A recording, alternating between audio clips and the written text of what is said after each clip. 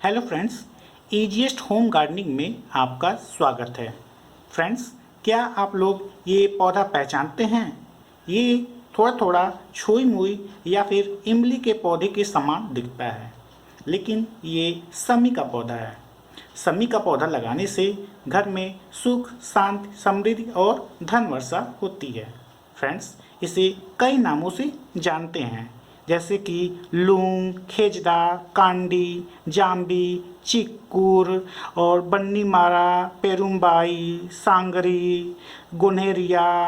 इसके इतने ज़्यादा नाम हैं, लेकिन इन नामों के बावजूद जो सबसे पॉपुलर है वो है शमी। मोस्टली ये जो है Afghanistan, India, Iran, Pakistan, Saudi Arab, Sri Lanka, UAE इत्यादि जगहों पे ये मोस्टली पाए जाते हैं। और इसके क्लाइमेट की बात करें तो इसे मैक्सिमम जो है 40 से 45 डिग्री सेंटीग्रेड जो है इसे अच्छा लगता है, और मिनिमम जो है 9 से 16 डिग्री इस प्लांट को पसंद है। इसके इसे फर्टिलाइज़र की जो है ज़्यादा ज़रूरत नहीं होती है, क्योंकि ये खुद ही नाइट्रोजन फिक्सेशन का काम करता है। फ्रेंड्स, इसकी प्रूनिंग की बात करें तो जब इसके ड्राई लिप्स हो जाएं, लिप्स कोई भी, तो उसे आप निकाल दीजिए, और पीली कोई लिप्स हैं तो उसे भी आप निकाल दीजिए। और जब भी प्रून करें इसके ग्रोइंग पीरियड में ही कीजिए। इसका ग्रोइंग पीरियड जो होता है समर जब स्टार्ट होता है और ठंडक जब स्टार्ट होने वाला रहता है, इन दोनों के बीच ही इसकी प्रूनिंग कीजिए।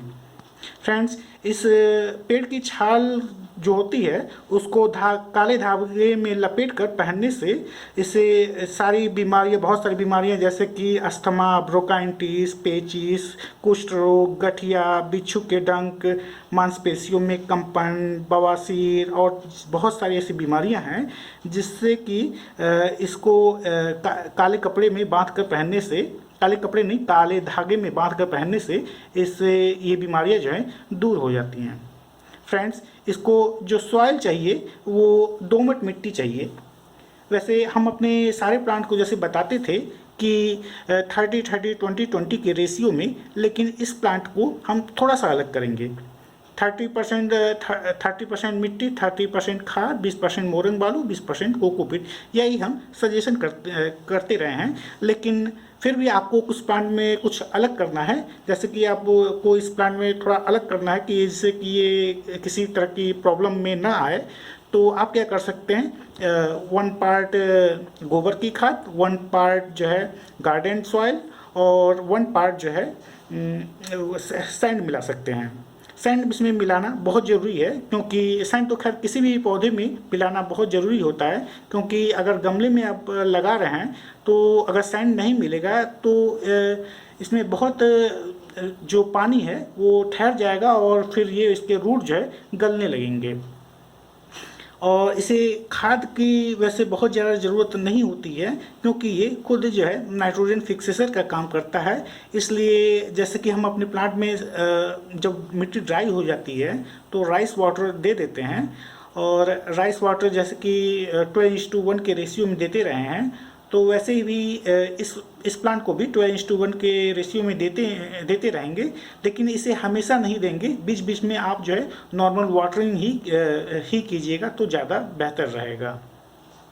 अब फ्रेंड्स, इसके जो वास्तुशास्त्र के अनुसार जो है इस पौधे को कहाँ रखें इसकी बात कर लें।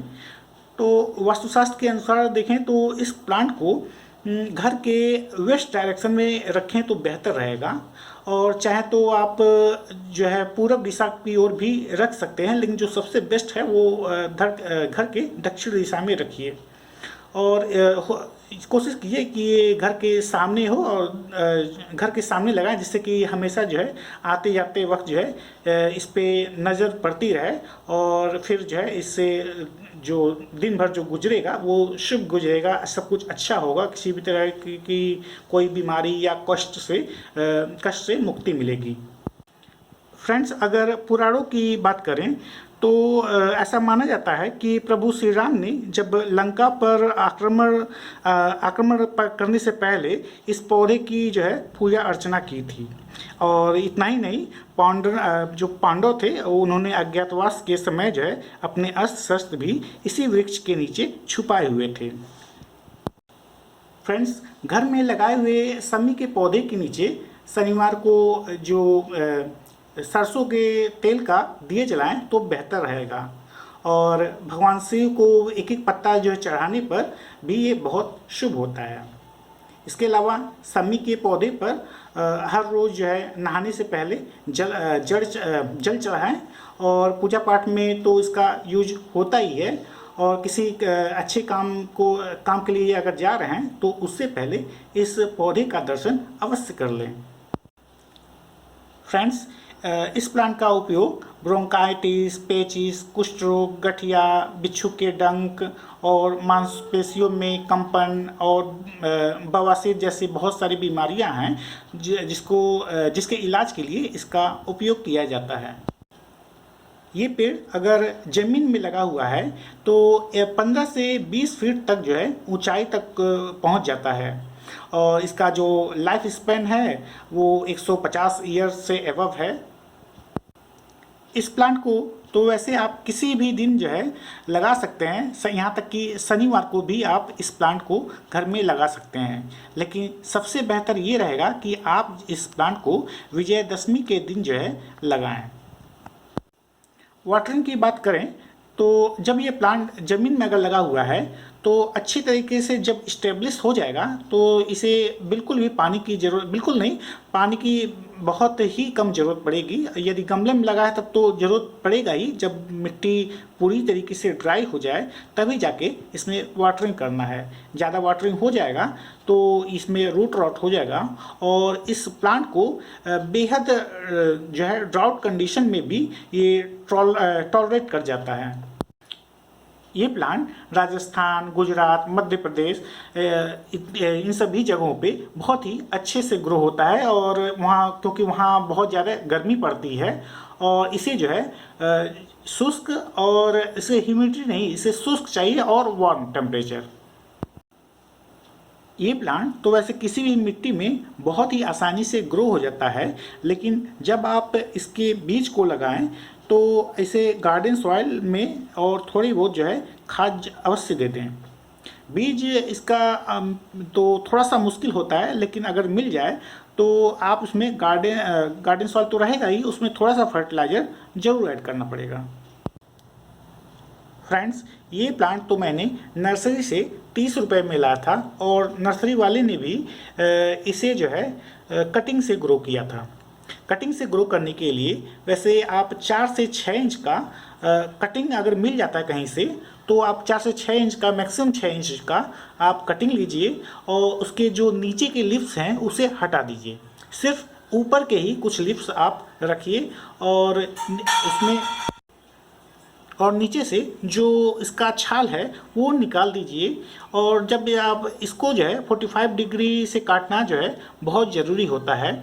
इसके बाद क्या करेंगे कि एलोवेरा लेंगे 1/3 और उसमें शहद मिला के एक पेस्ट बनाएंगे और इस पेस्ट को इस पर लगाएंगे और उसके बाद से 1/3 इसमें मिट्टी भरेंगे। जो आपने पॉटिंग बनाया उसमें 1/3 भरेंगे। उसके बाद से इस जो कटिंग है वो जो हमने बताया कि वह एलोवेरा जेल और शहद मिलाकर इस पर लगाएंगे, उसको इस कटिंग में रखेंगे और उसके बाद से सॉइल जो है चारों ओर लगा देंगे।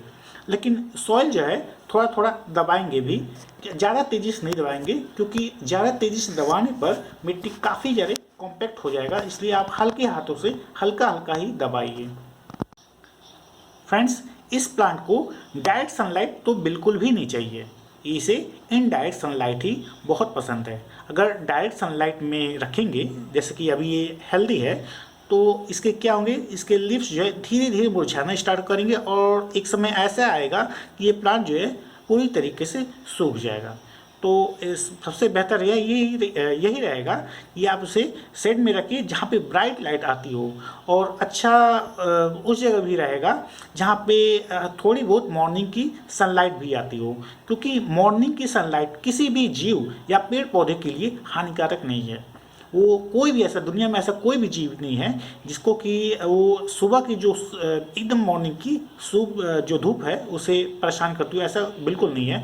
मॉर्निंग की धूप जो है हमेशा अच्छी होती है। तो वैसे ही इस प्लांट को भी आप सुबह की अगर जो है धूप मिल जाती है आधा एक घंटा एकदम सुबह की, और उसमें आप ग्रो करेंगे तो ये बहुत ही अच्छे से ग्रो करेगा। इसके लिव्स की बात करें तो इसके लिव्स में जो है जो लीफलेट होते हैं वो 7 से 14 होते हैं। लीफलेट यानी ये आप जो देख रहे हैं ये एक पीस ये लीफलेट होता है, ये हमेशा जोड़े में होता है। तो इस तरीके से ये 7 से 14 जो है लीफलेट होते हैं। जैसे कि अगर इस प्लांट की हम लीफलेट की बात करें तो ये देखिए 1 2 3 4 5 6 7, 7 दूना 14, ये मैक्सिमम जो है इसका लीफलेट है। लीफलेट जो है छुई मुई का जो पौधा है उसमें भी देखने को मिलता है। जब हम छूते हैं तो छुई मुई का जो लीफलेट होता है वो ऐसे जो है धीरे धीरे कर करके ये बारी बारी से बंद होते जाता है। पहले ये आगे का बंद होगा, फिर उसके पीछे का, फिर उस तरफ पीछे का, फिर होते होते ये पूरा पूरा बंद हो जाएगा। जब सेंसिटिविटी कम होती है तो क्या होता है कि सबसे ऊपर का ही बंद होकर रुक जाता है। हालांकि इसके लिप्स छुई मुई के लिप्स से काफ़ी डिफरेंट है। इसके लिप्स देखिए ध्यान से, तो इसके अंदर भी आपको छोटी छोटी जो है देखिए संरचनाएं मिल रही हैं, तो इस प्लांट को और भी खूबसूरत बनाता है। फ्रेंड्स, ये पौधा जब धीरे धीरे करके मैच्योर होगा तो इसके स्टेम जो है और मोटे हो जाएंगे, और बराबर इसमें कटाई छटाई करते रहिए, जिसकी वजह से ये एक पूरी तरह बोनसाई के लुक में नज़र आएगा।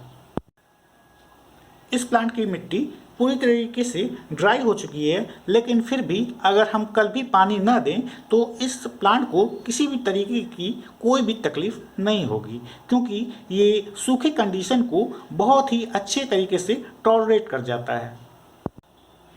ये पौधा एक पेरिनियल प्लांट है, और इसलिए इसकी काट छाट करके इसे बहुत ही सुंदर बनाया जा सकता है।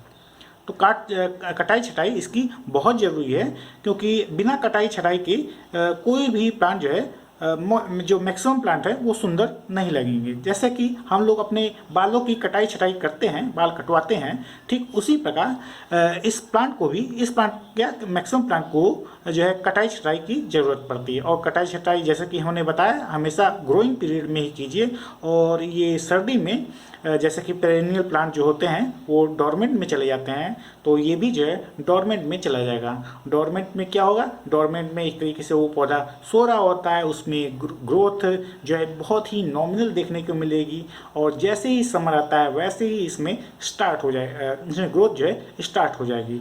और जब जैसे ही समर स्टार्ट होता है उसके बाद से आप मनचाहे जितने भी चाहें जो है आप अपने गार्डन में कोई भी प्लांट हो आप कटाई छटाई करते रहिए। फ्रेंड्स, हम अपने प्लांट को ज़्यादातर प्लास्टिक के गमलों में ही लगाते हैं, क्योंकि प्लास्टिक के गमले ज़्यादा खूबसूरत होते हैं और उनका रख रखाव बेहद कम होता है। अपना समय बचाने के लिए हम अपने प्लांट के लिए प्लास्टिक के गमले को यूज करते हैं। लेकिन जब बात आती है पौधे को जो स्पेशल रिक्वायरमेंट होती है वो या तो ज़मीन होता है, फर्स्ट तो ज़मीन, दूसरा कि आपको क्ले पॉट। तो आप इस प्लांट को और हेल्दी रखना चाहते हैं कि ये वैसे भी शुभ माना जाता है ये पौधा, तो और इसे मुरझाना बिल्कुल भी नहीं चाहिए, तो आप क्या कर सकते हैं, आप इसे क्ले पॉट दीजिए, जैसे कि हमने इसे क्ले पॉट में लगाया हुआ है। ये क्ले पॉट हमने ख़रीदा नहीं है, बल्कि जब एरिकेरिया का जो प्लांट था उसके साथ ही पॉट मिला था। एरिकेरिया को मैंने उससे बड़े पॉट में शिफ्ट कर दिया और ये पॉट जो है खाली हो गया। तो अब हमेशा जो है इस प्लांट को कभी मुरझाने नहीं देना है, इसलिए हमेशा इसके रिक्वायरमेंट के अनुसार ही चलेंगे। ज़्यादातर तो हम क्या करते हैं, हम सबसे पहला रिक्वायरमेंट होता है हम अपना खुद का। हम प्लांट की रिक्वायरमेंट को वरीयता न देकर अपनी खुद की रिक्वायरमेंट को वरीयता देते थे, जिसकी वजह से हम हमेशा प्लास्टिक के पॉट का यूज करते थे। लेकिन जब हमें ये देखना पड़े कि अब नहीं, पौधा किसी भी हाल में सूखना नहीं चाहिए, शुभ ऐसा पौधा सूखना जो है अशुभ माना जाता है। इस वजह से हम प्लांट को सेंटर में मानेंगे और अपने को परिधि में मानेंगे। प्लांट को सेंटर में मानने से आप इस प्लांट की सारी रिक्वायरमेंट जो है पूरी कीजिए। जैसे कि इसकी मिट्टी को कैसा पसंद है, जैसे कि हमने सारे प्लांट में बनाते हैं कि वो अपना खुद का जो है पॉटिंग सॉइल बनाते हैं, 30% मिट्टी, 30% खाद, 20% मोरंग बालू, 20% कोकोपीट। तो ये मेरा खुद का बनाया हुआ ये पॉटिंग सॉइल होता है और ज़रूरत होने पर इसमें राइस हस्क भी मिलाते थे। लेकिन इस प्लांट के लिए हम ऐसा नहीं करेंगे, क्योंकि अब इसके लिए हम जो इसके रिक्वायरमेंट है उसी रिक्वायरमेंट के अनुसार ही हम चलेंगे। जैसे कि इसमें ये मिट्टी लीजिए, मिट्टी किसी भी मिट्टी में ये बहुत ही आसानी से ग्रो करेगा। और तो गार्डन सॉइल लीजिए और इसमें मोरंग बालू जो है, मोरंग बालू मिला लीजिए और थोड़ी सी खाद मिला लीजिए। लेकिन जो है मोरंग बालू अवश्य मिलाइए, क्योंकि जब पॉट में लगा हुआ होता है तो उसमें पानी जो है आसानी से नहीं निकल पाता है। तो मोरंग बालू मिलाने से आपका जो मिट्टी है वो भुरभुरी बनेगी और जब वाटरिंग करेंगे तो बहुत ही आसानी से निकल जाएगा वो। तो इस वजह से मैंने इस प्लांट के लिए स्पेशल मिट्टी बनाया हुआ है। वो है कि 1 पार्ट ये कोकोपीट नहीं, 1 पार्ट गार्डन सॉइल, 1 पार्ट आप लेंगे खाद और 1 पार्ट जो है मोरंग बालू। कोकोपीट जो है कोकोपीट नहीं, इस पर कोकोपीट जो है हमने मिलाया नहीं, क्योंकि कोकोपीट मिलाने से बहुत ज़्यादा मॉइस्चर होल्ड कर लेगा।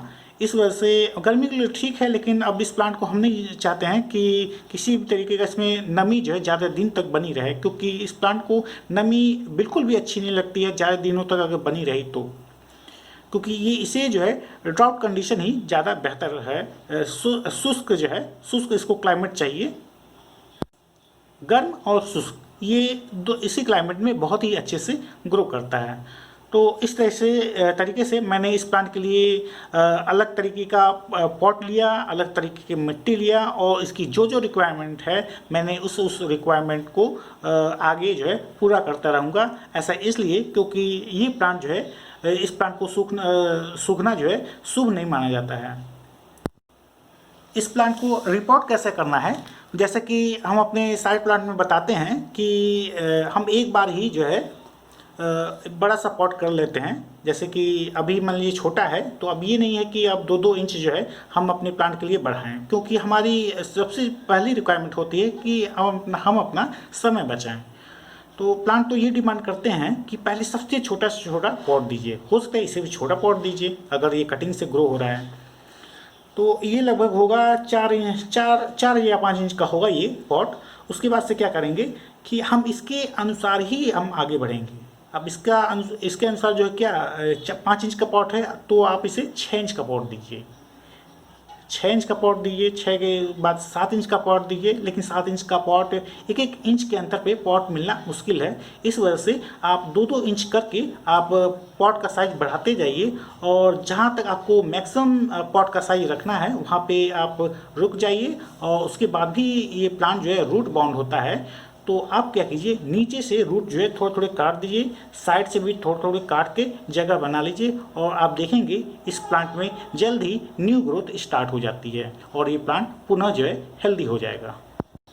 मैं अपने प्लांट में मैक्सिमम क्या करता हूँ, जो स्टेम के पास से एकदम नीचे से जो निकलता है उसे तोड़ देता हूँ। अगर निकलता भी है, जैसे कि अभी तो ये लगभग 1 हफ्ते हुआ इस प्लांट को लाए हुए। ये ग्रो बैग में था, छोटे से ग्रो बैग में मैंने इसे रिपोर्ट करके इस पॉट में लगाया। तो अगर मान लीजिए किसी भी प्लांट में या फिर आगे जो है न्यू ग्रोथ स्टार्ट होती है बहुत नज़दीक से, तो हम उसे काट देते हैं। हम चाहते हैं कि यहाँ कम से कम 2 या 3 इंच जो है, 2 इंच के बाद ही जो है, 2-3 इंच के बाद ही जो है कोई भी लीव्स निकले। इस तरह से ये जो स्टेम होगा वो काफ़ी मोटा होगा और देखने में काफ़ी खूबसूरत लगेगा। और इस प्लांट को बहुत अधिक खाद की ज़रूरत नहीं है, क्योंकि ये प्लांट खुद ही जो है नाइट्रोजन फिक्सेशन का काम करता है। तो इस वजह से कभी कभार जो है आप जो है नाइट्रोजन रिच जो है फर्टिलाइज़र दे सकते हैं। नहीं, अन्यथा इस प्लांट को कोई भी ज़रूरत नहीं है। तो फ्रेंड्स, ये रहा कि शमी के पौधों की देखभाल। इसके जो ग्रीन लिव्स है वो उसकी खूबसूरती को काफ़ी बढ़ा देते हैं, और जब ये बड़ा होगा आप प्रून करते करते एकदम घना बना दीजिएगा, बिल्कुल भी बोनसाई की तरह, तो ये प्लांट बहुत ही खूबसूरत लगेगा। तो फ्रेंड्स, आशा करते हैं कि मेरे द्वारा दी गई जानकारी आपको कुछ न कुछ ज़रूर काम आएगी, और हो सकता है कि आप अपने घर में शमी का भी प्लांट जो है ज़रूर लगाएं, जिससे कि आपके घर में सुख, शांति, समृद्धि और धन की वर्षा हो। तो फ्रेंड्स, आगे मिलते हैं किसी नए प्लान के साथ, कोई नई जानकारियाँ देंगे। तब तक के लिए bye bye, take care and happy gardening. और हाँ, जाते जाते एक बात ज़रूर कहना चाहेंगे, जो लोग मेरा चैनल नहीं सब्सक्राइब किए हैं वो लोग मेरा चैनल ज़रूर सब्सक्राइब कर लीजिए, क्योंकि हम देखते हैं कि बहुत सारे लोग मेरा चैनल देखते हैं लेकिन देख कर चले जाते हैं और मेरे चैनल को सब्सक्राइब नहीं करते हैं। ऐसे लोगों से मेरा बेहद रिक्वेस्ट है कि वो सबसे पहले मेरे चैनल को जाकर सब्सक्राइब अवश्य कर लें, उसके बाद ही मेरा वीडियो देखें। तब तक के लिए चलते हैं, फिर आगे चलेंगे नए प्लान के साथ, नई जानकारी आपको देंगे। तब तक के लिए bye bye, take care and happy gardening. Thank you.